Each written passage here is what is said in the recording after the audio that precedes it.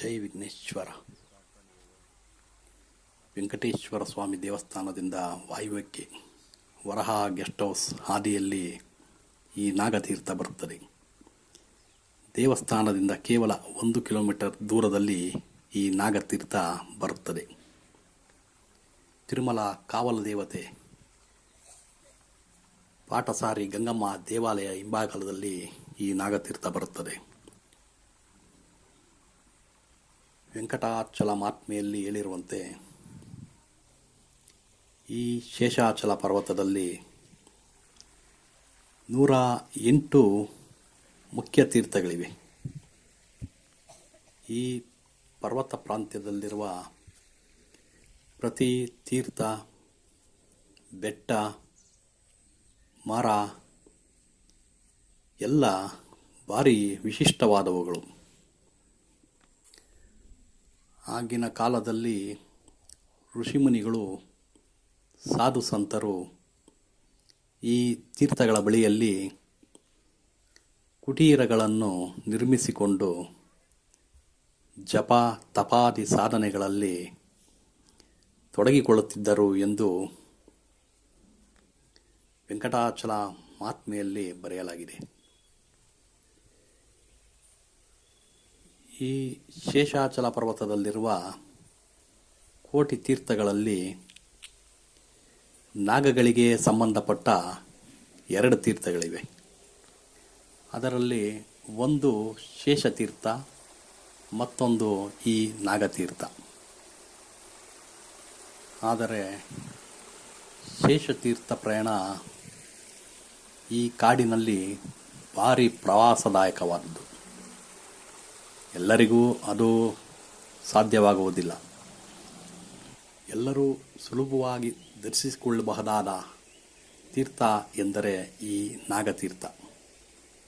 ಈ ಪ್ರದೇಶ ಅತ್ಯಂತ ರಮಣೀಯವಾದ ಪ್ರಕೃತಿ ಸೌಂದರ್ಯದಿಂದ ಕೂಡಿದೆ ಮತ್ತು ಪ್ರಶಾಂತತೆಯಿಂದ ಕೂಡಿದೆ.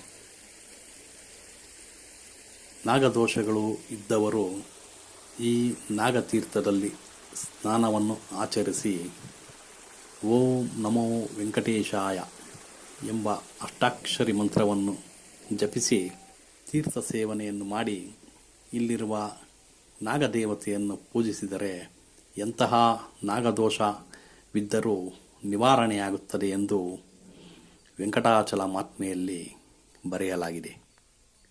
ಇಲ್ಲಿರುವ ಪ್ರತಿ ಶಿಲೆ, ವೃಕ್ಷ, ಬೆಟ್ಟ, ತೀರ್ಥ ಎಲ್ಲ ಕಡೆ ನಾಗಶಿಲೆ, ನಾಗಗುರುತು, ನಾಗಪ್ರತಿಮೆಗಳು ರೂಪದಲ್ಲೇ ಇವೆ. ನಾಗರಾಣಿ ಅಮ್ಮ ಅವರು ಸ್ವಯಂ ಆಗಿ 13 ಎಡೆಗಳುಳ್ಳ ನಾಗ ಅಲಂಕಾರದಿಂದ ನಾಗಸೇವಕರ ಸಮೇತ ಇಲ್ಲಿ ನೆಲೆಸಿದ್ದಾರೆ.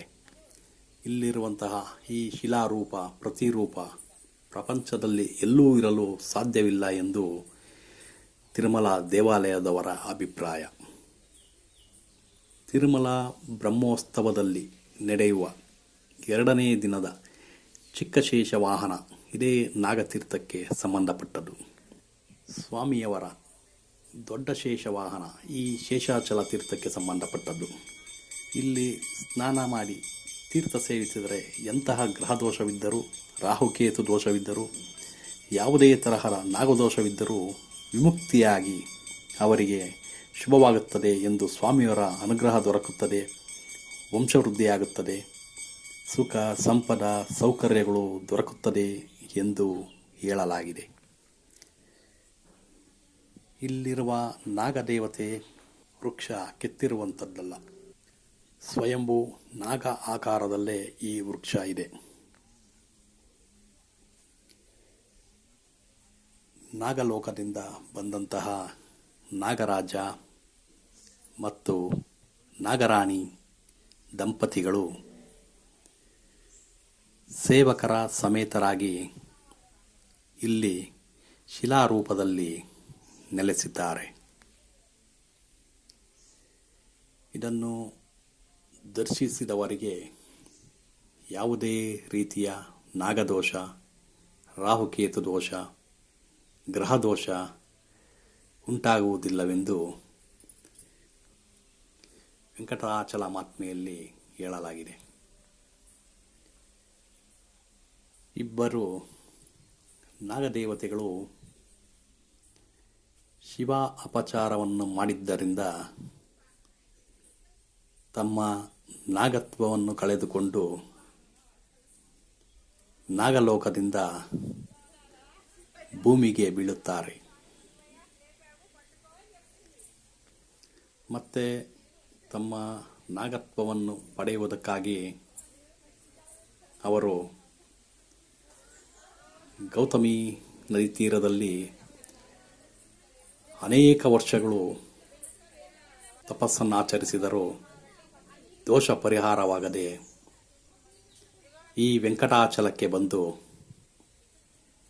ಈ ವೆಂಕಟಾಚಲದಲ್ಲಿರುವ ಶೇಷಾಚಲ ನಾಗತೀರ್ಥದಲ್ಲಿ ನಿತ್ಯ ಸ್ನಾನವನ್ನು ಮಾಡಿ ತಪಸ್ಸನ್ನಾಚರಿಸಿ ಶೀಘ್ರವೇ ಇಲ್ಲಿ ಸಿದ್ಧಿಯನ್ನು ಹೊಂದಿ ಮತ್ತೆ ತಮ್ಮ ನಾಗಲೋಕಕ್ಕೆ ತೆರಳಿದರು ಎಂದು